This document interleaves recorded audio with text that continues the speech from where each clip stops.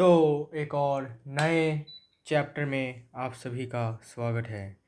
तो ये चैप्टर है फिज़िक्स का एक नया चैप्टर जो कि है अपना human I and the colourful world. ये चैप्टर एक्चुअली बोला जाए तो ये चैप्टर थियोरेटिकल चैप्टर है। न्यूमेरिकल्स में बहुत ज़्यादा मतलब है नहीं, कम है बहुत। ठीक है, लाइट जैसा न्यूमेरिकल्स नहीं है इतने ज़्यादा। ठीक है, बहुत कम न्यूमेरिकल्स है, फिर भी मैं करवा दूंगा। न्यूमेरिकल्स जो भी है सिंपल है, ओके। और फार्मूला सब कुछ सेम ही है। पावर का फार्मूला ही है, पावर का, फिर लेंस फार्मूला। ठीक है, अच्छा।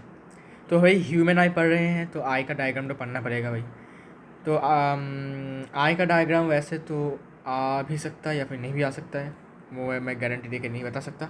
But the functions of the particular every part of the एक human eye is very very important. ये एनसीईआरटी किताब का डायग्राम मैंने लिया है, ठीक है। तो आपको ये ड्राइंग करना है। ड्राइंग करने के बाद आपको लेवलिंग कर लेना है। लेवलिंग करने के बाद सारे के सारे पार्ट्स के फंक्शंस और डेफिनेशन, मतलब फंक्शन ही है, डेफिनेशन तो वैसे भी थोड़ा थोड़ा है, ठीक है। कि किसे क्या कहते हैं, क्या होता है वो एक्चुअली, नेचर क्या होता है, इसके कैरेक्टरिस्टिक्स क्या है, वही हमें पढ़ना है ना। तो सबसे पहले हम बात करते हैं कॉर्निया के बारे में, ओके। सबसे पहले बात करते हैं कॉर्निया के बारे में। तो आप कॉर्निया को देख सकते हो, ये है कॉर्निया, ओके। चलिए, तो किसी किसी किताब में कॉर्निया को इसे भी बताया जाता है, इस वाले पार्ट को कॉर्निया बताया जाता है, किसी जगह पे यह भी बताया जाता है। तो भाई एनसीईआरटी में क्योंकि ये गिवन है तो हम यही मान लेते हैं, लेकिन कुछ कुछ किताब में ये भी गिवन है कि ये वाला पार्ट जो है कॉर्निया होता है, ओके। तो भाई different books, different opinions, no problem. तो सबसे पहला जो है हम बात करने वाले हैं कॉर्निया के बारे में। हम बात करेंगे कॉर्निया चीज़ क्या है और इसका फंक्शन क्या है, ये क्या करता है, मतलब ये आँखों में है किस लिए, क्या ज़रूरत है इसको आँखों की, है ना। It's a transparent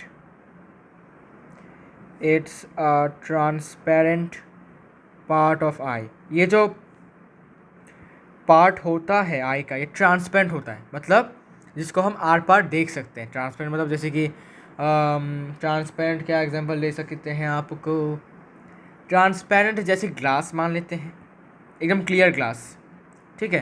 clear glass में ट्रांसलूसेंट ही होता है, थोड़ा सा ट्रांसलूसेंट होता है, लिटिल बिट ट्रांसलूसेंट, बट हम ग्लास को ट्रांसपेरेंट ही मानेंगे, ठीक है। तो ग्लास जैसा होता है जिसको हम आर पार देख सकते हो, किसी तरीके का डिफ़िकल्टी आपको फेस करने को नहीं होगा, आप आर पार ईजिली देख सकते हो, है ना। मतलब वो सिंपल सी बात है, लाइट को पास थ्रू कर सकता है ईजिली, है ना। It allows the light to pass through it, okay, completely. तो ट्रांसपेरेंट होता है, transparent part of eye and allows the light to enter in the eye।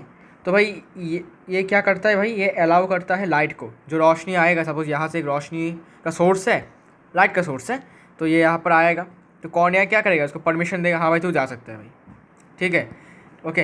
अच्छा, cornea enter, okay, in I the outer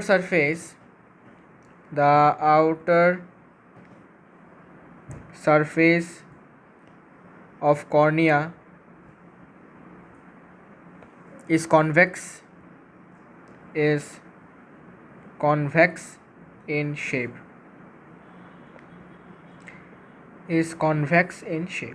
तो देख सकते हो तुम convex है क्योंकि बल्ज्ड आउट है। बल्ज्ड आउट मतलब ही कॉन्वेक्स है, ठीक है। आउटर सरफेस मतलब कौन सा सरफेस, आउटर सरफेस मतलब ये वाला सरफेस, ये वाला पार्ट, बाहर वाला पार्ट, ठीक है। बाहर वाला पार्ट जो है ये है क्या, बल्ज्ड आउट है, मतलब कॉन्वेक्स है, ठीक है, ओके। और एक बात इंपॉर्टेंट मैं आपको बता देता हूँ कि भाई लाइट जो होता है वो यहाँ भी रिफ्रैक्ट करता है, ओके। कॉर्निया में भी रिफ्रैक्शन होता है, ये कॉन्वेक्स लेंस की तरह काम करता है कॉर्निया, करने के बाद लाइट के रेस को थोड़ा कन्वर्ट्स कर देता है, ठीक है। इसमें भी रिफ्रैक्शन होता है, इस लेंस में भी होता है, और कॉर्निया में भी रिफ्रैक्शन होता है, थोड़ा, ओके, ज़्यादा नहीं। तो क्या करता है भाई, बड़ा भाई जैसा है, ठीक है। कॉर्निया जो है ये बड़ा भाई जैसा है, ठीक है। ये क्या करता है भाई, सिंपली थोड़ा सा लाइट आता है अगर है लाइट, तो थोड़ा सा बेंड कर देता है, थोड़ा सा कन्वर्ट्स कर देता है, ठीक है। थोड़ा आसानी हेल्प कर देता है किसको, अपने आई लेंस को, इसको, इसको थोड़ा हेल्प कर देता है, ठीक है। तो कॉर्निया में भी अपना रिफ्रैक्शन होता है। अब इसका काम क्या है ना, तो फंक्शन जो है इसका फंक्शंस, पहला फंक्शन ये है, it protects the eye from dust, protects eye, मैं शॉर्टकट में लिख रहा हूँ, ठीक है, from dust, bacteria and foreign particles, ठीक है। धूल, मिट्टी, बैक्टीरिया, ऐसे जर्म्स, बहुत सारे ऐसे चीज़ों से ये प्रोटेक्ट करता है, ठीक है, जो आँखों में जा सकती है, ठीक है, आँखों को डैमेज कर सकती है ना, इन्फेक्शन हो सकता है। तो dust, bacteria and foreign particles, ठीक है। आई होप आपको कोई इसमें डाउट नहीं है, सिंपल सी बात है भाई, थियोरेटिकल बातें हैं, ठीक है। ज़्यादा कुछ कंसेप्ट यहाँ पर लगाना नहीं पड़ेगा आपको, ये मेमोराइज तो करना पड़ेगा, बिकॉज ये एग्जाम में पूछे जाते हैं, फंक्शन बोलो, ठीक है, तब आपको याद करके आपको लिखना पड़ेगा, है ना। ठीक है, और एक बात जो मैंने बताया, रिफ्रैक्ट करता है लाइट को, है ना, it refracts most of the light, मतलब जितना लाइट गिरता है इस पर, ये इसको रिफ्रैक्ट कर देता है, मोस्ट ऑफ द लाइट, ठीक है। मैंने बोला था आपको थोड़ा सा ही करता है एक्चुअली, 70% में, तो थोड़ा सा ही कहूँगा मैं, थोड़ा सा ही कहूँगा इसको मैं, 70% या फिर इससे भी ज़्यादा लाइट को ये रिफ्रैक्ट कर देता है। तो refracts most of the light, incident light, most of the incident light falling on I, falling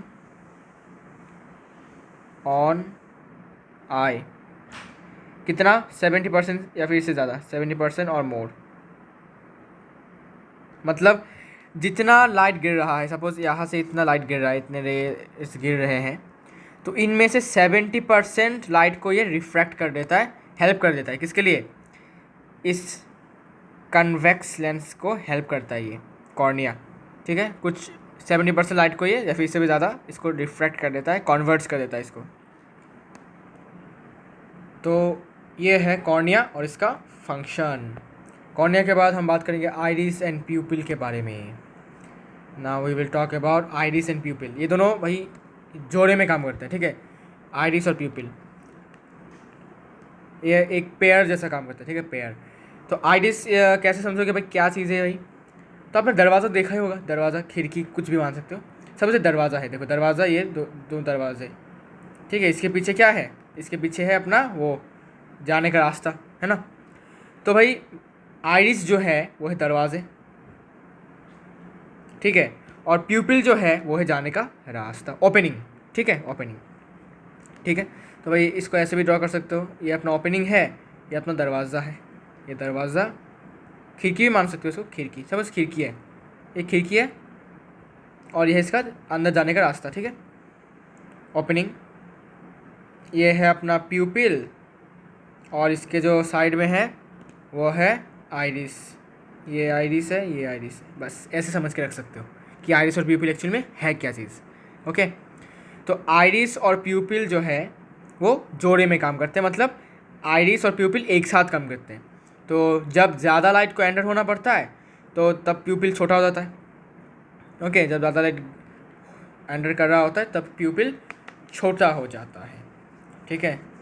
और जब कम लाइट एंटर कर रहा होता है तो प्यूपिल बड़ा हो जाता है, मतलब आइरिस जो है वो, आइरिस जो है, दरवाज़ा जो है वो खुल जाता है, ओके, और दरवाज़ा बंद हो जाता है जब प्यूपिल छोटा हो जाता है, ठीक है। अच्छा, अभी इसका मैं बताता हूँ क्या चीज़ है ये, चलिए रुको थोड़ा सा वेट करो, कॉर्निया का, नहीं रहने दो, इसको मैं ऐसे लिखता हूँ, कॉर्निया के बाद यहाँ पर होगा iris and प्यूपिल, iris and so iris is a circular diaphragm having a hole in its center,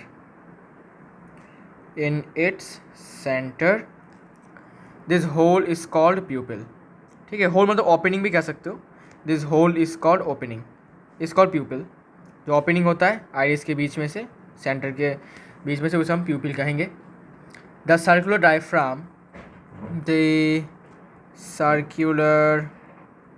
diaphragm, जो आइरिस की बात हो रही है यहाँ पर, दो आइरिस होते हैं।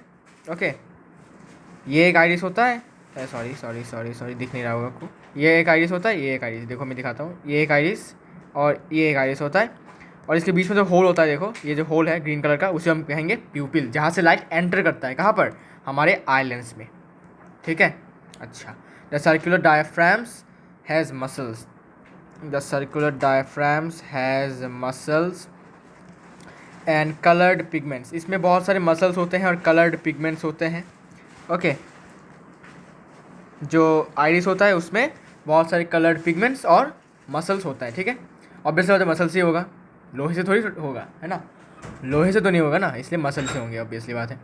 द फंक्शन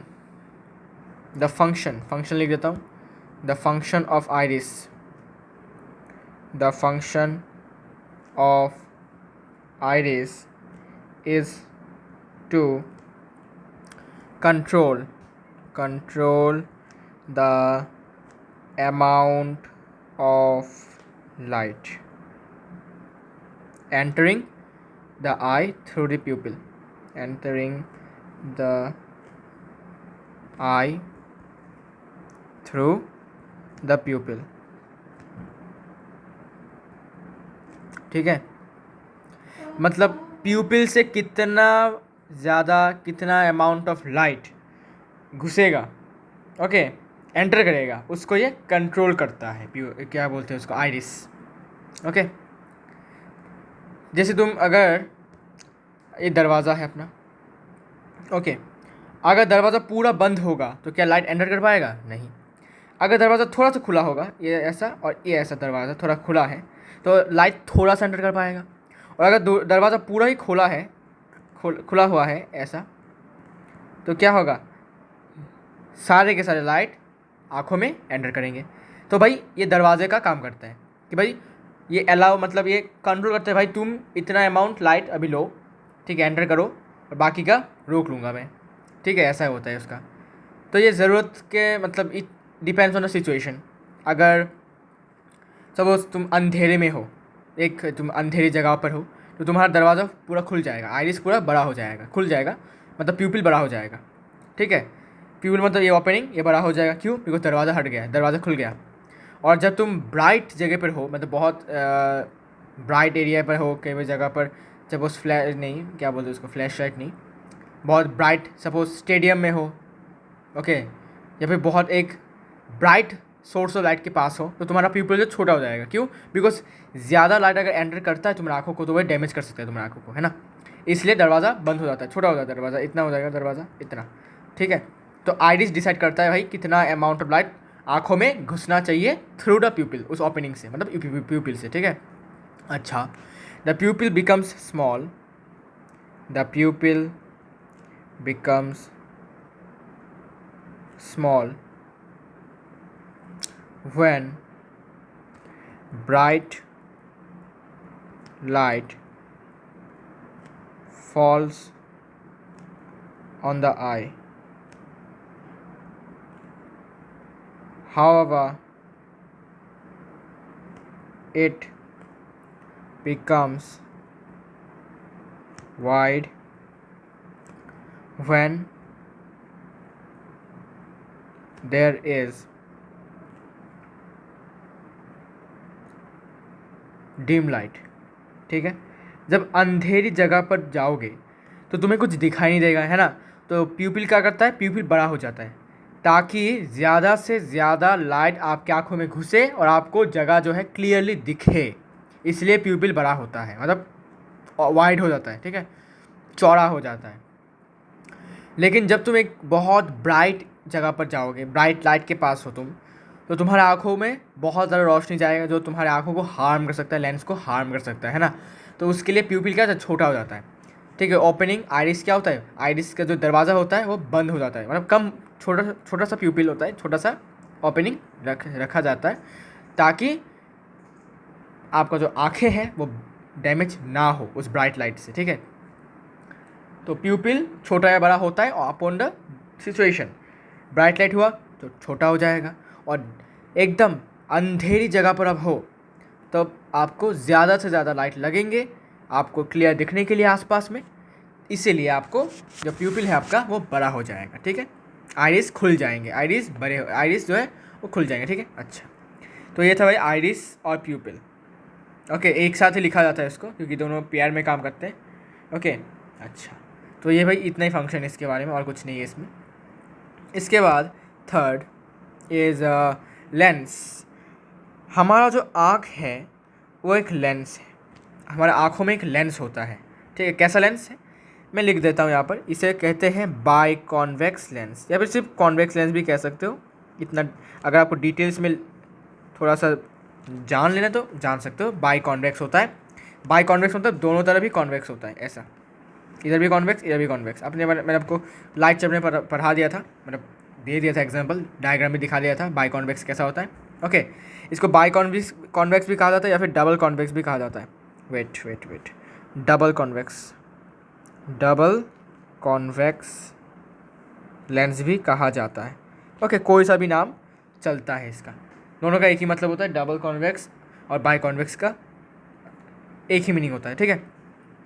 अच्छा, तो हमारे जो आँखें हैं वो कॉन्वेक्स लेंस होते हैं, ठीक है। कॉन्वेक्स लेंस मतलब क्या, मुझे बताओ। कॉन्वेक्स लेंस का एक कैरेक्टरिस्टिक बताओ। कॉन्वेक्स लेंस रियल भी फॉर्म कर सकता है और वर्चुअल इमेज भी फॉर्म कर सकता है, ठीक है। तो भगवान ने सोच समझ कर ही बनाया होगा भाई, कॉन्वेक्स बनाया है क्योंकि हम रियल भी देख सकते हैं और वर्चुअल भी देख सकते हैं, ठीक है। लेंस जो कि है अपना कॉन्वेक्स लेंस, ठीक है, कॉन्वेक्स लेंस, ठीक है। मैं और डिटेल्स में नहीं लिखूंगा, आपको मैंने वहाँ पर लिख दिया है, ठीक है। ये बस आपको जानने के लिए मैंने लिख दिया है कि हमारा जो आँखें हैं वो कौन सी तरीके के लेंस है, कॉनकेव है या कॉन्वेक्स है। तो कॉन्वेक्स है, लेकिन अगर स्पेसिफिकली जानना चाहो तो कौन सा वाला कॉन्वेक्स है भाई, बाई कॉन्वेक्स या फिर डबल कॉन्वेक्स है। ओके, अब जब हम लेंस की बात करते हैं तो हमारे दिमाग में आ जाता है भाई ग्लास, स्फेरिकल, है ना।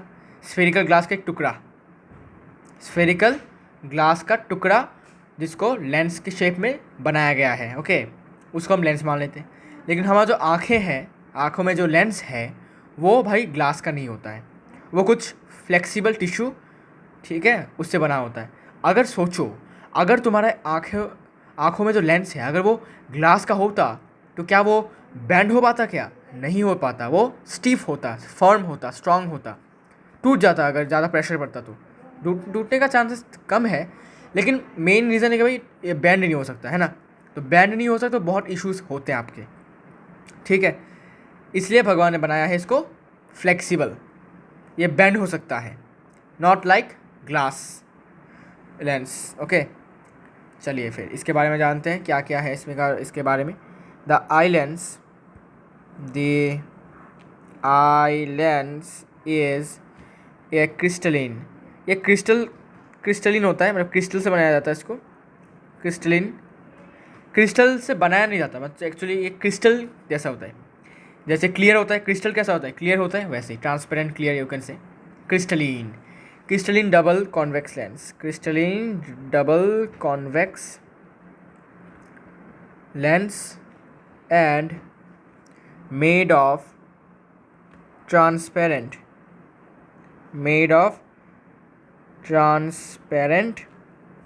and flexible tissues. तो the eye lens is a crystalline double convex lens and made of transparent and flexible tissues. जो टिश्यूज से बने होते हैं ये हमारे जो आई लेंस वो ट्रांसपेरेंट होते हैं, ठीक है, जैसे कि आर पार देख सकते हैं हम इसको, फुल्ली क्लियर होता है और फ्लेक्सिबल होता है, मरोड़ सकते हैं, खींच सकते हैं, कोई बैंड कर सकते हैं, कोई दिक्कत नहीं है ना, टूटेगा नहीं। It focuses the images of objects on the retina of the eye. As you know lens है तो ऑब्वियसली बात है फोकस करेगा, और कॉन्वेक्स लेंस है तो ऑब्वियसली बात है फोकस तो करेगा ही, कॉन्वर्जिंग लेंस है ना।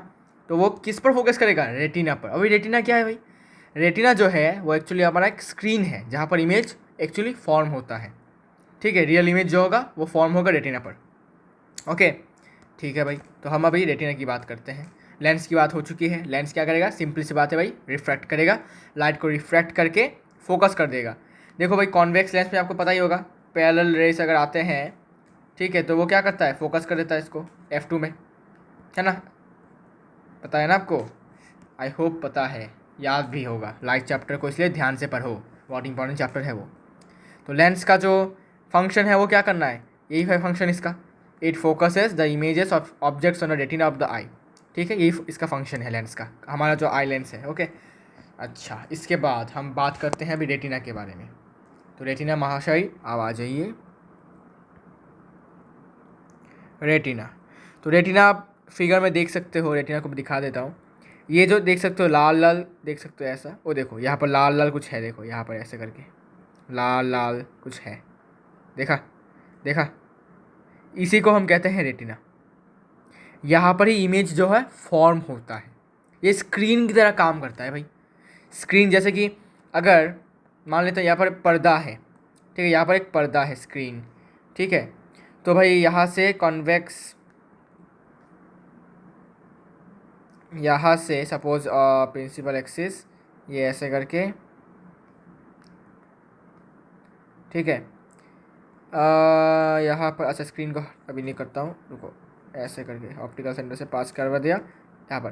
तो स्क्रीन को अगर मैं यहाँ पर रखूँगा तो हमें इमेज यहाँ पर फॉर्म होता हुआ दिखेगा, है ना। वैसे ही रेटिना पर भी हमारा जो है इमेज फॉर्म होता है, जस्ट लाइक नॉर्मल, जैसा हम पढ़ते आए हैं ना। तो रेटिना की बात करते हैं, क्या है ये रेटिना, है ना। इसका कुछ लिखते हैं इसके बारे में information. It acts as a screen, it acts as a screen to obtain the image of the object,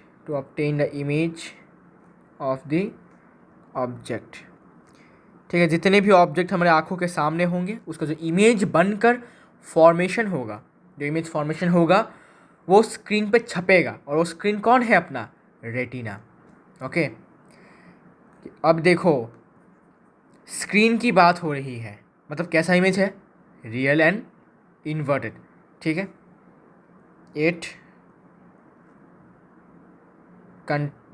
अच्छा, और एक बात, it contains special sales which are sensitive to light। I hope आपको ये सेल्स के नाम पता होगा, जो आपने क्लास 7 या 8 में लाइट चैप्टर में पढ़ा होगा। तो वो है rod sales and cone sales. तो जो स्पेशल सेल्स की बात ये लोग कर रहे हैं, ये एक्चुअली अपने रॉड और कोन सेल्स हैं, cone cells not shell, rod cells जो रॉड शेप के होते हैं, सिलिंड्रिकल शेप के, और दूसरा है कोन सेल्स जो कोनिकल होता है, ऐसा करके ऐसा शेप का होता है। ओके, चलिए, अच्छा फिर क्या, दिस सेल्स कन्वर्ट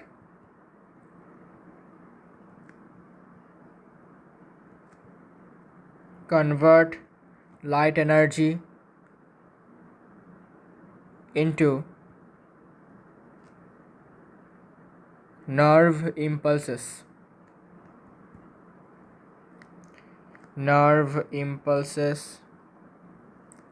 और सिग्नल्स। तो रेटिना का क्या क्या काम है भाई, ये एक स्क्रीन की तरह बिहेव करता है, एक्ट करता है, ठीक है, जिस पर किसी भी ऑब्जेक्ट का जो इमेज है वो बनता है।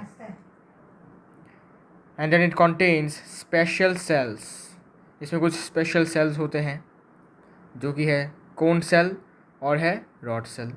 इसके बारे में पढ़ेंगे, डिफरेंस पढ़ेंगे इनके बारे में। Which are sensitive to light, ये लाइट के सेंसिटिव होते हैं, ठीक है। अगर लाइट का एक भी पार्टिकल इस पर गिरता है तो ये तुरंत इसको सेंस कर लेते हैं। ओके, तो ये इसको बोलते हैं हम सेंसिटिव टू लाइट। ओके, तो रेटिना जो होता है वो लाइट सेंसिटिव होता है रेटिना। ओके, अगर कोई भी लाइट गिरता है तो वो तुरंत इसको सेंस करके इसको क्या कर देता है, this cells convert light energy into nerve impulse और सिग्नल्स। इसको ये लाइट एनर्जी को ये कन्वर्ट कर देता है किस में, नर्व इम्पल्स और सिग्नल्स में। किस लिए भाई, क्या रीज़न है इसका, रीज़न ये है ताकि ब्रेन जो है इसको इंटरप्रीट कर सके, इंटरप्रीट करके हमें बता सके, हाँ भाई ये तो एप्पल है, ये पेड़ है, ये एक आदमी है, ये औरत है, ये इंसान है, ठीक है, ये बंदर है ना। अगर ये नर्व इम्पल्सेस में कन्वर्ट नहीं करते तो हमें पता ही नहीं चलता कि भाई हमारे आँखों के सामने कौन सा ऑब्जेक्ट है, ठीक है। तो भाई खेल यहाँ पर ब्रेन भी खेल रहा है, ओके। हमें ब्रेन को भी क्रेडिट देना पड़ेगा भाई, ठीक है, क्योंकि ब्रेन के बिना हमें पता ही नहीं होता भाई कौन सा क्या ऑब्जेक्ट है, क्या दिख रहा है हमें, है ना। तो ब्रेन को भी हमें क्रेडिट देना पड़ेगा along with this all the parts of the human आई। अच्छा, ठीक है। अच्छा, तो रेटिना के बारे में हो गया। रेटिना के बाद हम बात कर रहे हैं ciliary muscles. Ciliary muscles, ciliary muscles, ciliary muscles. अब इसका काम क्या है भाई, इनका काम क्या है, ठीक है। तो इनका काम है भाई बहुत इंपॉर्टेंट, इस चैप्टर का सबसे इम्पॉर्टेंट पार्ट इनसे जुड़ा हुआ है, ठीक है, जो कि है एकोमोडेशन, उसके बारे में पढ़ेंगे। तो पहले जान लेते हैं भाई इनका काम क्या है ना। तो सिलियरी मसल्स जो हैं आप देख सकते हो, मैं आपको डायग्राम दिखा देता हूँ, कुछ ऐसा है सिलियरी मसल्स, देखो आ गया, हाँ ये है अपने सिलियरी मसल्स, ये वाले, ठीक है। कुछ कुछ किताबों में इन रेड, मैंने जिसको रेड इंक से मार्क किया है उनको सिलियरी मसल्स बताया जाता है। और ये जो येलो येलो से है, ये जो येलो येलो से है देखो यहाँ पर थोड़ा सा पार्ट येलो, यहाँ पे थोड़ा सा पार्ट, इसको हम कहते हैं सस्पेंसरी लिगामेंट्स भी बोला जाता है किसी किसी बुक्स में, ठीक है। तो मैं इसको मार्क कर देता हूँ इफ़ यू डोंट माइंड। इनको भाई कहा जाता है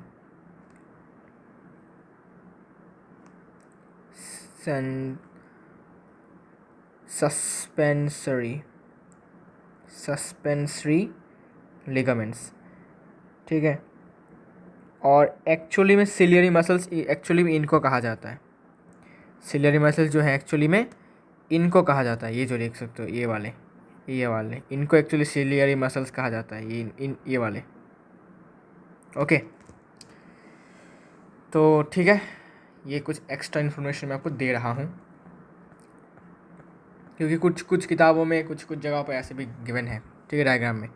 तो कौन सा करेक्ट है वो तो भाई भगवान ही जाने भाई, डिफरेंट पीपल्स के डिफरेंट डिफरेंट वो लोग मानते हैं ऐसा, तो हम भी डिफरेंट डिफरेंट मानेंगे, ठीक है, क्या ही कर सकते हैं। और तो ciliary muscles, this muscles hold the eye, ये आँखों को पकड़ के रखते हैं भाई, नहीं तो आँख जो है टेढ़ा हो जाता है अपना लेंस, आई लेंस, आँखों को पकड़ के नहीं रखता, सॉरी, आई के लेंस को, हमारा जो कॉन्वेक्स लेंस है उसको ये पकड़ के रखता है, एक जगह पर स्थिर रखता है ये, ठीक है। वरना भाई अपना जो लेंस है वो इधर उधर हो जाता और जो इमेज होता वो इधर उधर फॉर्म होता, रेटिना पर ना भी गिरता। सपोज़ भाई अगर ये ऐसा होता लेंस, देखो अगर लेंस ऐसा होता, ठीक है, तो भाई इमेज जो फॉर्म होगा ऐसे करके फॉर्म होगा, ऐसा इमेज फॉर्म हो जाएगा, यहाँ पर इमेज जो होगा वो यहाँ पर फॉर्म हो जाता। तो रेटिना पर फॉर्म नहीं होता इमेज, तो क्या हमें इमेज क्लियरली दिखता? नहीं भाया, नहीं। क्यों नहीं दिखता? क्योंकि रेटिना पर गिरने के बाद ही तो रेटिना अपना जो लाइट एनर्जी है उसको इलेक्ट्रिकल इम्पल्स में कन्वर्ट करके ब्रेन को भेजता, और अगर वो रेटिना में गिर ही नहीं रहा है तो वो इलेक्ट्रिक इम्पल्स कैसे भेजता। और अगर हमारे आँखों के सामने कुछ ऐसा चीज़ आ जाए, ठीक है, और उसका हमें नॉलेज ना हो, तो भाई वो तो भाई बहुत ख़तरनाक वाली बात हो गई, है ना। This muscles hold eye lens in position, ciliary muscles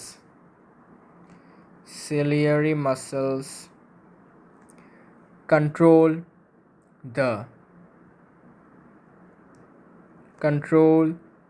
the focal length of the lens, eye lens.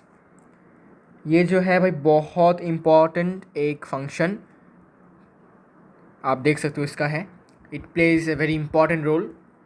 क्या?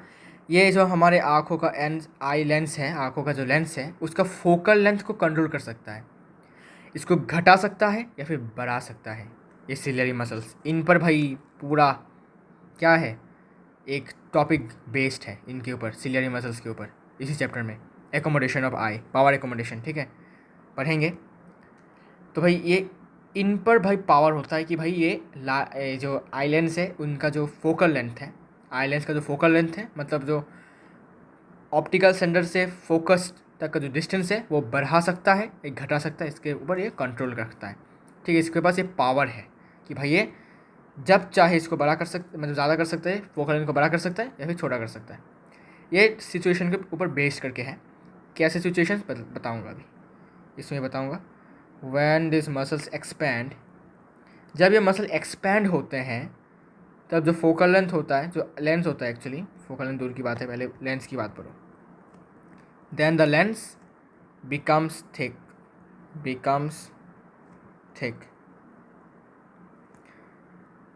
and the focal length decreases. Focal length of the lens decreases. ठीक है। On the other hand, when ciliary muscles are relaxed,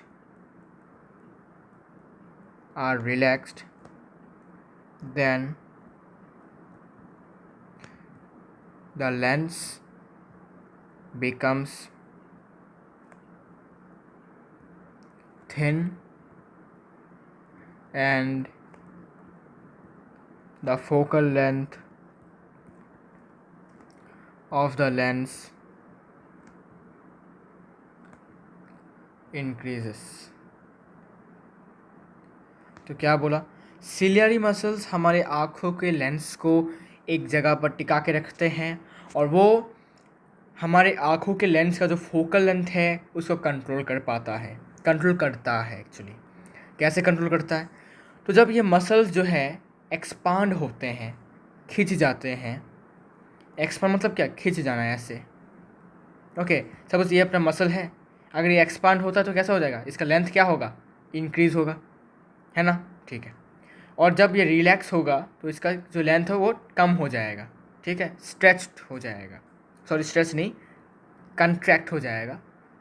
okay, shrink हो जाएगा। ठीक है, ऐसा word आप use कर सकते हो। ठीक है, तो जब मसल्स एक्सपेंड करेंगे, मतलब मसल का जो लेंथ होगा, अगर वो लेंथ इंक्रीज़ होता है तब जो लेंस होता है वो थिक हो जाता है, मोटा हो जाता है लेंस।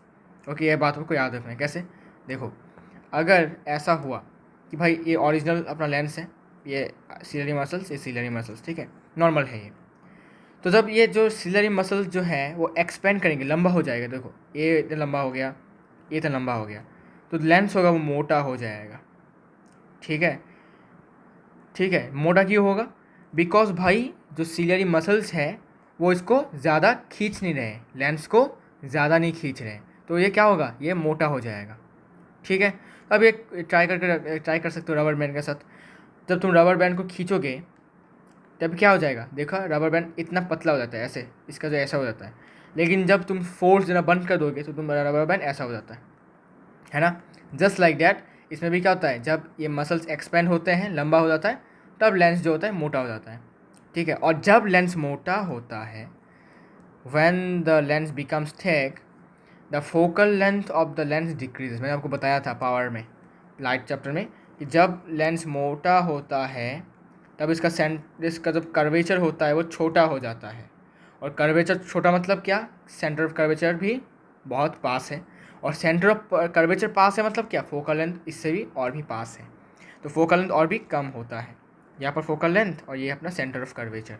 ठीक है, तो जब लेंस थिक होता है तो ऐसा होता है, लेकिन जब लेंस थिन होता है, ऐसा एकदम पतला लेंस, देखो ऐसा, तब कर्वेचर बहुत बड़ा होता है, कर्वेचर।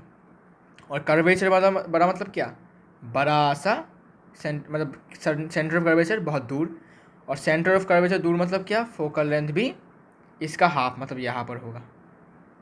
ओके, तो फोकल लेंथ भी फोकस भी दूर, मतलब फोकल लेंथ भी ज़्यादा।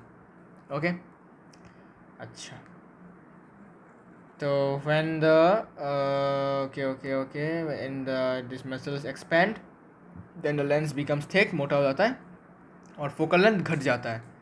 मुझे बताओ, फोकल लेंथ घटना मतलब क्या, पावर बढ़ना होता है। जी हाँ, तो ब्रैकेट में लिख के रख सकते हो, power increases, power of the lens increases. ठीक है, और when ciliary muscles are relaxed, जब रिलैक्स हो जाते हैं, ठीक है, तब सिलियरी मसल्स का जो लेंथ होता है छोटा हो जाता है, तब वो कैसा हो जाता है, तब वो ऐसा हो जाता है, देखो इतना छोटा हो जाता है, तब लेंस खिंच जाता है, एकदम स्ट्रेच हो जाता है लेंस, ऐसा हो जाता है, ठीक है। तो जब ऐसा हो जाता है तब सेंटर ऑफ कर्वेचर सॉरी तब स्फीयर जो होगा, वो जो कर्वेचर होगा बहुत बड़ा होगा, ओके। तो जैसे सेंटर ऑफ कर्वेचर यहाँ पर होगा और फोकस होगा यहाँ पर, ठीक है।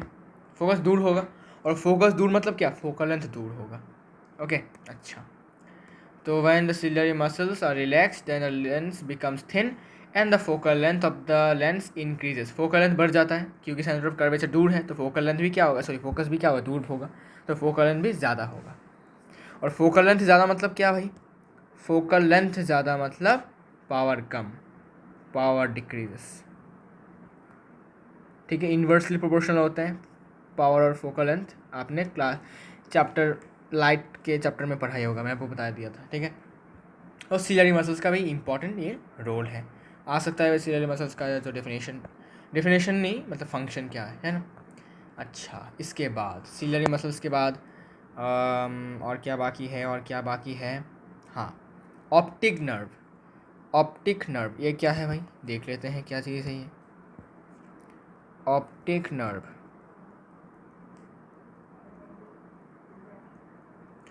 Optic nerve actually you can से भाई ये एक नर्व का फाइबर होता है, ठीक है। Optic nerve is formed by the nerve fiber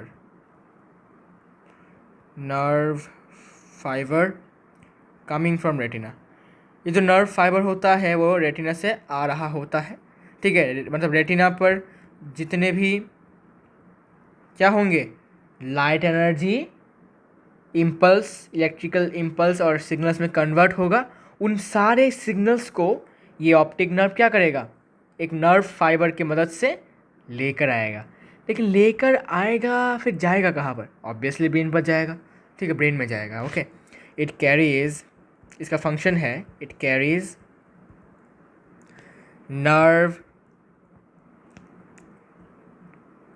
nerve impulses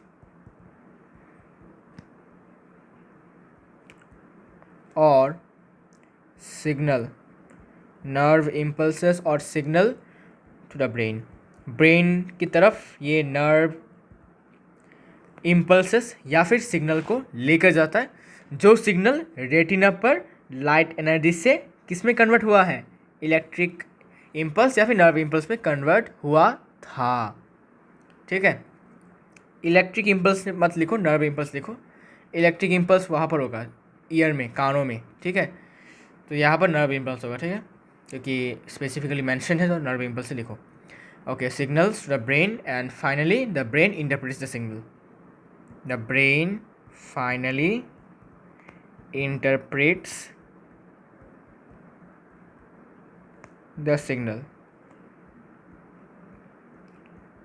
तो ऑप्टिक नर्व ये बनता कैसे, एक नर्व का फाइबर होता है, गुच्छा होता है, ओके, ऐसे करके इतने सारे फाइबर्स हैं सपोज, ऐसे करके एक इस पूरे गुच्छे को, इस पूरे ग्रुप को हम कहेंगे नर्व फाइबर। इसके मदद से जितने भी रेटिना पर, ये सपोज रेटिना है अपना, इस रेटिना पर जितने भी भाई सिग्नल्स हैं, इम्पल्सेस हैं, वो सबको एक साथ यहाँ पर लेकर आएगा और लेकर कहाँ पर जाएगा, ब्रेन की तरफ जाएगा, है ना। और ब्रेन क्या करेगा, अपना काम करेगा, वो अपने सिग्नल्स को इंटरप्रेट करेगा और हमें बताएगा भाई ये तो अपना दोस्त है, ये अपना बहन है, ये अपना किताब है, ये अपना पढ़ाई लिखाई का टेबल है ना, ठीक है। तो क्या क्या हो चुकी हैं देख लेते हैं। कॉर्निया हो चुका है, iris, प्यूपिल, crystalline lens, ciliary muscles, retina, optic nerve हो गया, सस्पेंसरी लिगामेंट्स की ज़रूरत नहीं है। और क्या क्या है, हाँ, अभी बाकी है भाई दो चीज़ें, जो कि है भाई विट्रस ह्यूमर और है क्या, एक्वस ह्यूमर। ये दोनों भाई भाई भाई जैसे हैं, ओके। विट्रस नाम तो विट्रस ह्यूमर ही है ना, ह्यूमर ही है दोनों का। तो क्या है ये, ओके, दोनों में डिफरेंस क्या है, डिफरेंस के बारे में जानेंगे भाई। अच्छा, और एक बात लिख के रख सकते हो, रेटिना जो है, जो रेटिना है अपना, वो फोटो रिसेप्टिव स्क्रीन होता है। Photo receptive screen, photo receptive, एक नया टर्म मुझे अभी याद आया मुझे, फोटो रिसेप्टिव स्क्रीन मतलब फ़ोटो को रिसीव करने वाला। फ़ोटो मतलब क्या, लाइट। फ़ोटो का मतलब होता है लाइट। ओके, इसको लाइट को ऐसे यूज़ किया जाता है। तो आई होप आपको समझ में आ रहा होगा। फिर हम बात करेंगे अभी एक्वस ह्यूमर और विट्रस ह्यूमर। तो इससे पहले, एक्वस ह्यूमर जो होता है वो एक्चुअली एक फ्लूइड जैसा होता है। ये जो पार्ट होता है यहाँ पर देख सकते हो, एक फ्लूइड पार्ट है, फ्लूइड, ट्रांसपेरेंट फ्लूइड होता है, ठीक है, इसलिए आपको दिख पा रहा है आर पार। वरना अगर ओपेक होता तो क्या आपको दिखता, क्या नहीं दिखता। ये ट्रांसपेरेंट होता है, पानी जैसा होता है, वाटर लाइक। तो मेन डिफरेंस ये है कि एक्वस ह्यूमर पानी जैसा होता है, जो फ्लूइड होता है इसमें वो पानी जैसा होता है। लेकिन जो विट्रस ह्यूमर है इसमें भी लिक्विड ही होता है, ठीक है, लेकिन वो हनी जैसा होता है। उसका जो विस्कोसिटी होता है ज़्यादा होता है, ज़्यादा घना होता है, यू कैन से। वाटर जैसा नहीं होता, वाटर से ज़्यादा घना होता है, more viscous than water. Okay, अब इसका काम क्या है, देखो भाई, अगर आपने क्लास 7 में फोर्स एंड प्रेशर चैप्टर में थोड़ा बहुत अच्छे से पढ़ा होगा आपने, तो आपको पता है कि जो लिक्विड होते हैं वो कंटेनर के हर एक तरफ अपना क्या होता है, फोर्स देता है, फोर्स अप्लाई करता है। You know that, yes you know that, obviously, I hope so. तो ये भी लिक्विड है भाई, क्या करेगा, ये भी तो करेगा फोर्स। ये भी आँखों के हर एक वॉल पर, देखो ये आई बॉल है, आई बॉल के हर एक जगह पर ये क्या करेगा, अपना प्रेशर देगा, ठीक है, फोर्स अप्लाई कर, प्रेशर क्रिएट होगा, फोर्स अप्लाई करके इस जगह पर प्रेशर क्रिएट होगा। तो जब प्रेशर क्रिएट होगा तो तुम देख सकते हो भाई, प्रेशर चारों तरफ से क्रिएट हो रहा है, देखो यहाँ पर, यहाँ पर, यहाँ पर, यहाँ पर, यहाँ पर, यहाँ पर। तो ये क्या करता है भाई, ये आँखों के शेप को मेंटेन करता है। क्यों, कैसे, क्योंकि हर तरफ से फोर्स पड़ रहा है, तो इधर से भी क्या होगा, डेंट नहीं होगा। ऐसा नहीं कि भाई सिर्फ इधर से फोर्स पड़ रहा है तो भाई इस तरफ से ये मेंटेन रहेगा और ये ऐसा हो जाएगा, आई बॉल ऐसा चपटा हो जाएगा, नहीं। हर तरफ से फोर्स पड़ रहा है, हर तरफ से प्रेशर क्रिएट हो रहा है, तो हर तरफ से क्या होगा, ये जगह जो है, ये जो आई बॉल है, उसका जो शेप है वो स्टीफ नहीं, मेंटेन रहेगा, स्फेरिकल रहेगा। ओके, ठीक है। तो ऑलमोस्ट स्फेरिकल होता है हमारा जो आई बॉल होता है, ऑलमोस्ट स्फेरिकल होता है, ठीक है। अच्छा, अच्छा जी, तो एक्वस ह्यूमर के बारे में थोड़ा सा जान लेते हैं, नहीं तो बाद में भूल जाओगे। एक्वस ह्यूमर क्या चीज़ है भाई, शॉर्टकट में लिख देता हूँ, ज़्यादा कुछ आपको इसमें इसके बारे में कुछ होता नहीं इसमें। तो it has water like consistency, पानी जैसा कंसिस्टेंसी है, मतलब पानी जैसे चीज़ें, जैसे कि पानी हो गया, फिर देखो आँखों के आंसू हो गए, आँख के आंसू जो होते हैं वो पानी जैसा ही होता है, उनका जो विस्कोसिटी होता है वो पानी के बराबर ही होता है, ठीक है। फिर बिस्लरी का पानी, distil water, pure water, rain water, सारे के सारे क्या है, वाटर लाइक कंसिस्टेंसी होते हैं, मतलब पानी जैसा ही होता है, ठीक है, पानी के जैसा ही विस्कॉस होता है, ना घना होता है, पानी जैसा होता है। ओके, टेस्ट में अलग हो सकता है लेकिन पानी जैसा होता है। वैसे ही एक्वस ह्यूमर में पानी जैसा कंसिस्टेंसी। याद कैसे रखोगे, एक्वस, एक्वस मतलब क्या, एक्वा, और एक्वा मतलब क्या, एक्वाटिक, और एक्वाटिक में क्या रहते हैं, एक्वा मतलब क्या भाई, अरे एक्वा वर्ड ही तो पानी जैसे, पानी के रिलेटेड है। हम बोलते हैं एक्वाटिक एनिमल्स मतलब क्या, जो पानी में रहने वाले एनिमल्स होते हैं, जस्ट लाइक दैट, ऐसा आपको याद रखना है, सिंपल सी बात है। It has water like consistency, और इसका फंक्शन है कि it maintains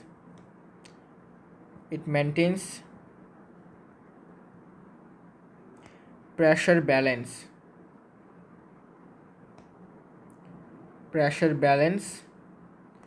inside our inside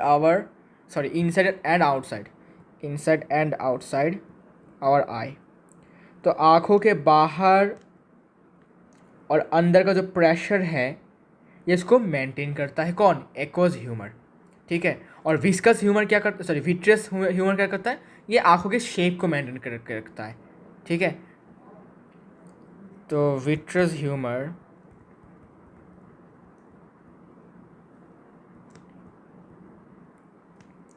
vitreous humour क्या करता है, आँखों के शेप को मेंटेन करके रखता है, और इसका जो कंसिस्टेंसी होता है वो हनी लाइक कंसिस्टेंसी होता है, हनी लाइक कंसिस्टेंसी, ठीक है, honey like consistency, viscous, viscous than water, viscous मतलब घना, ठीक है, विस्कस मतलब घना, विस्कोसिटी ज़्यादा है पानी से, हनी लाइक कंसिस्टेंसी। आपने मधु शहद तो खाया ही होगा, तो पानी और शहद में जो टेक्सचर होता है वो अलग होता है, एक थोड़ा सा नॉर्मल होता है, दूसरा जो हनी होता है वो थोड़ा घना होता है, थिक होता है ना, वैसे ही विस्कोस विट्रियस ह्यूमर जो होता है वो थोड़ा थिक होता है, इसमें जो लिक्विड होता है, okay. Honey like consistency and it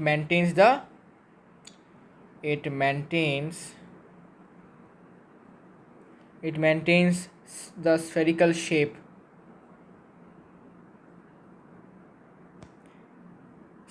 shape, of eyes, आँखों के स्फेरिकल शेप को मेंटेन करता है, जैसे मैं आपको बोला प्रेशर क्रिएट होता है चारों तरफ, ठीक है, और उसी प्रेशर की वजह से शेप मेंटेन रहता है, ओके, ठीक है। तो आई होप और कोई बाकी इसमें नहीं रहा, इस ह्यूमन आई के जो क्या फीचर्स हैं, जो ये हैं, ये हो गया और ये हो गया, ठीक है। और एक और यहाँ पर लिखा हुआ है ब्लाइंड स्पॉट, हाँ ये मैंने मिस कर दिया। ब्लाइंड स्पॉट एक्चुअली भाई जहाँ पर रेटिना जो ऑप्टिक नर्व है वो एक साथ कनेक्ट होता है, और स्पेशलिटी इस जगह का स्पॉट का स्पेशलिटी ये है, इसको ब्लाइंड स्पॉट नाम इसलिए दिया गया है क्योंकि यहाँ पर रॉड सेल और कोन सेल नहीं होते हैं, और यहाँ पर आपको किसी भी तरीके का इमेज फॉर्मेशन नहीं होता है, ठीक है, इसलिए इसको ब्लाइंड स्पॉट कहा जाता है। यहाँ पर आपको किसी भी तरीके का इमेज नहीं दिखा जाता है। तो ब्लाइंड स्पॉट कैसे ढूंढना है भाई ब्लाइंड स्पॉट ऐसा जगह है, ऐसा एक रीजन है, ठीक है, जहाँ पर रेटिना और ऑप्टिक नर्व एक दूसरे के साथ कनेक्ट होते हैं और जहाँ पर कोई लाइट सेंसिटिव सेल्स नहीं होते हैं, ठीक है, ठीक है। तो मैं इसके बारे में थोड़ा सा लिख देता हूँ, इसके बारे में थोड़ा सा क्या है इसके कैरेक्टरिस्टिक्स। ब्लाइंड स्पॉट एक ऐसा रीजन है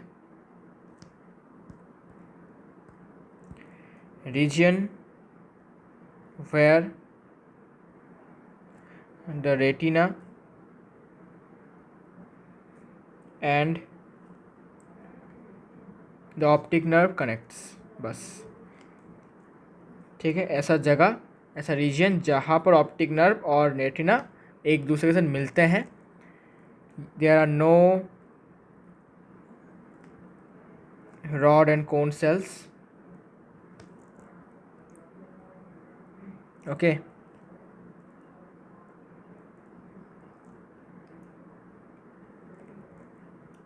और कुछ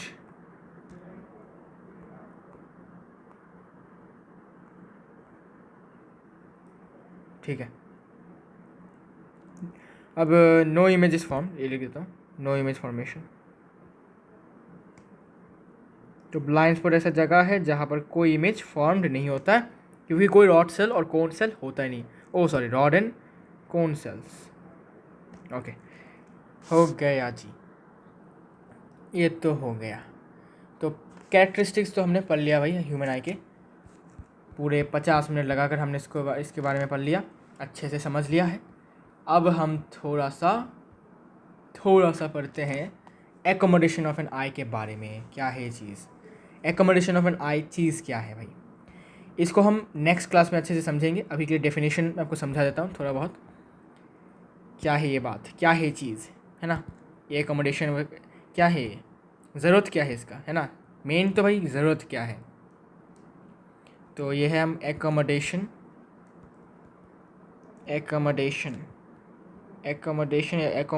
of an eye, accommodation of an eye, okay. तो द एबिलिटी, डेफिनेशन कुछ ऐसा है, the ability The ability of an eye to focus the distant objects as well as distant objects मतलब जो दूर के चीज़ें हैं, फार ऑफ ऑब्जेक्ट्स भी कह सकते हो, फार ऑफ ऑब्जेक्ट्स भी कह सकते हो, as well as the nearby objects on the retina by changing the focal length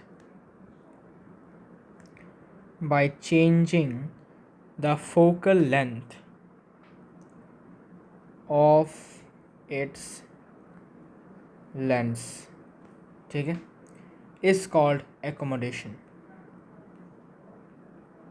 of an eye. तो एकोमोडेशन ऑफ एन आई का मतलब भाई आँखों का ऐसा एबिलिटी है ये, ठीक है, ये आँखों का एबिलिटी होता है क्या करने का, क्या करने की एबिलिटी है, क्या करने की क्षमता है, ये करने की क्षमता है कि भाई ये दूर की चीज़ों को और साथ ही साथ पास के चीज़ों को भी देखने की या फिर फोकस करने की क्षमता जो है। अब ये फोकस किस पे करेगा, ऑब्वियसली बात है रेटिना में करेगा, क्योंकि रेटिना जो है स्क्रीन है। अगर तुम किसी भी ऑब्जेक्ट को स्क्रीन पर फोकस नहीं करोगे तो क्या तुम्हें वो इमेज दिखेगा या दिखेगी, नहीं दिखेगी। तो ऑब्वियसली बात है भाई रेटिना पर फोकस करना। अब ये फोकस कैसे करते हैं भाई, ये जो दूर की चीज़ों को देखना है साथ ही साथ पास के भी चीज़ों को देख पाते हैं हम, लेकिन कैसे करते हैं। हमने जो बोला था आपको सिलियरी मसल्स के बारे में, वो क्या करता है, फोकल लेंथ को बदल देता है भाई। दूर के ऑब्जेक्ट्स के लिए फोकल लेंथ को कर देता है, वो क्या कर देता है, बताओ क्या कर देता है। दूर की चीज़ों के लिए फोकल लेंथ को कर देता है बड़ा कर देता है। दूर की चीज़ों के लिए फोकल लेंथ को कर देता है बड़ा, ठीक है, और पास की चीज़ों के लिए फोकल लेंथ को कर देता है क्या, छोटा। अब इससे क्या फ़ायदा, थोड़ा सा मैं आपको नॉलेज दे देता हूँ, नेक्स्ट क्लास में अच्छे से समझा दूंगा। अभी के लिए थोड़ा सा नॉलेज दे देता हूँ। सपोज़ ये अपना आई है, ये अपना आई का सामने का वाला पार्ट, ये अपना लेंस है, ठीक है, ये अपना प्रिंसिपल एक्सिस। तो अगर ऑब्जेक्ट यहाँ पर है मान लो, तो इससे यहाँ पर सपोज ऑब्जेक्ट ऐसा है, ऐसा लंबू सा ऑब्जेक्ट है, ठीक है, ये अपना मत्था है ऑब्जेक्ट का, ठीक है, तो यहाँ से रेज आएंगे, ठीक है। अब देखो ये क्या है, कॉन्वेक्स लेंस है, तो ये अपर्चर है इसका, तो ये क्या होगा, बैंड होगा, ऑब्वियसली बात है। अभी कॉन्वर्जिंग लेंस है तो क्या पर फोकस करेगा, रेटिना पर फोकस करेगा, ऐसे करके आया यहाँ पर, एपर्चर से बैंड होकर रेटिना पर फोकस करेगा, ठीक है, ओके, ठीक है। ये तो दूर के ऑब्जेक्ट के लिए है, क्यों भाई, क्योंकि दूर के ऑब्जेक्ट तो पैरेलल आते हैं, तब कोई फ़ायदा इसको फ़ायदा नहीं, कोई नुकसान नहीं होता, कोई प्रॉब्लम नहीं होता।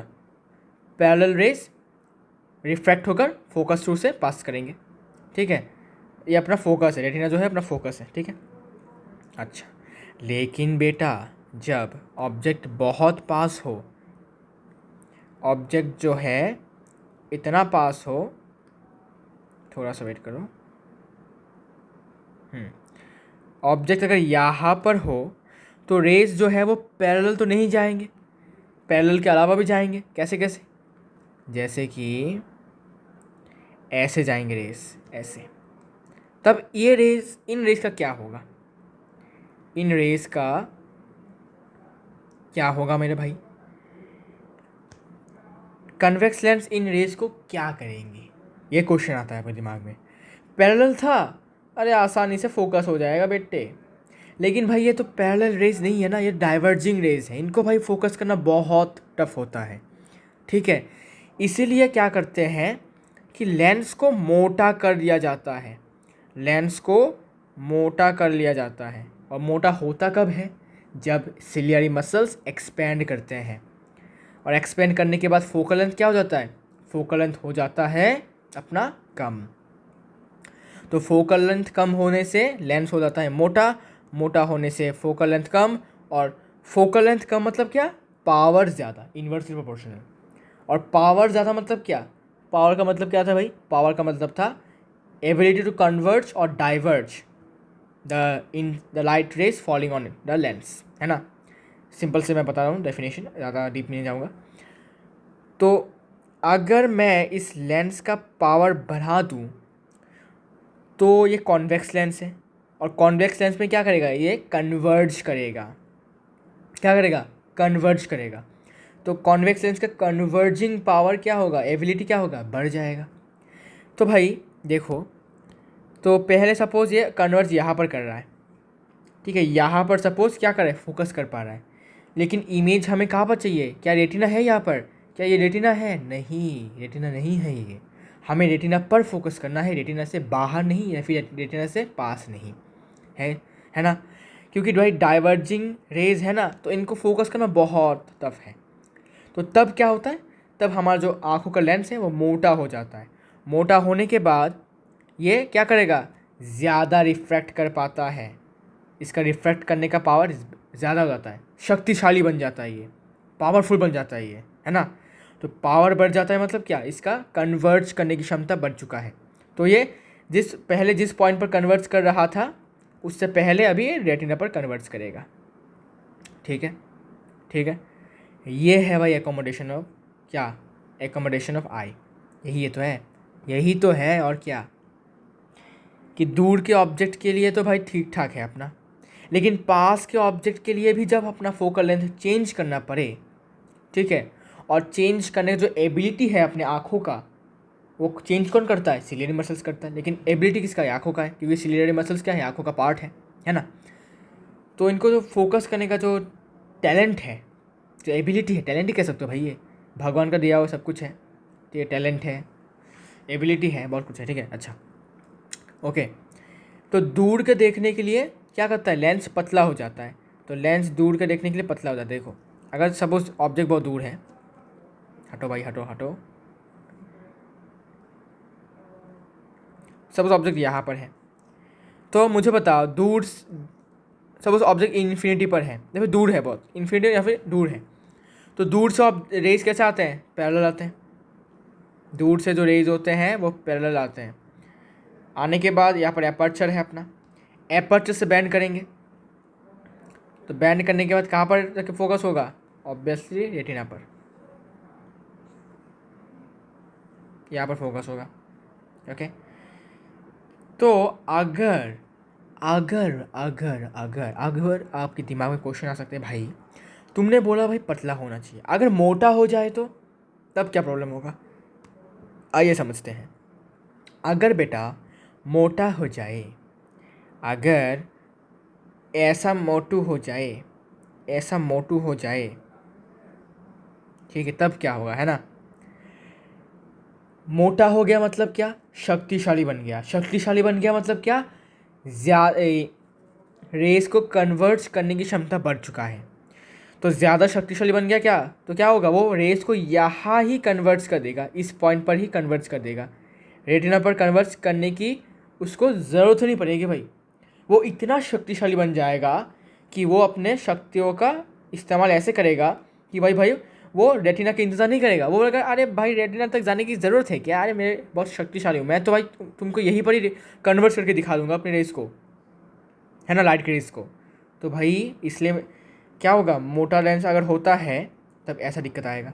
तो क्या इमेज रेटिना पर फॉर्म हुआ, रेटिना है ये, तो क्या इमेज रेटिना पर फॉर्म हुआ, नहीं हुआ, तो क्या आपको इमेज दिखेगा, अरे नहीं दिखेगा, ये कैसे दिखेगा, इमेज तो फॉर्म ही नहीं हुआ रेटिना पर, स्क्रीन पर ही इमेज नहीं है, तो तुमको इमेज दिखेगा क्या, नहीं दिखेगा, ठीक है ना, इसलिए मोटा लेंस से प्रॉब्लम होगा ये। अच्छा अगर मैं पास में, अगर मैं पास यहाँ पर पास में, अगर पास ही में अगर मैं मोटा लेंस की जगह पर पतला लेंस यूज़ करता हूँ तब क्या, अगर मैं पतला लेंस यूज़ करता हूँ ऐसा, तो पतला लेंस यूज़ करने का क्या प्रॉब्लम होगा, तो सपोज ऑब्जेक्ट पास है, ठीक है, ऑब्जेक्ट बहुत पास है, तो ऑब्जेक्ट से डाइवर्जिंग रेस आएंगे ऐसे। ओके ठीक है। अभी डाइवर्जिंग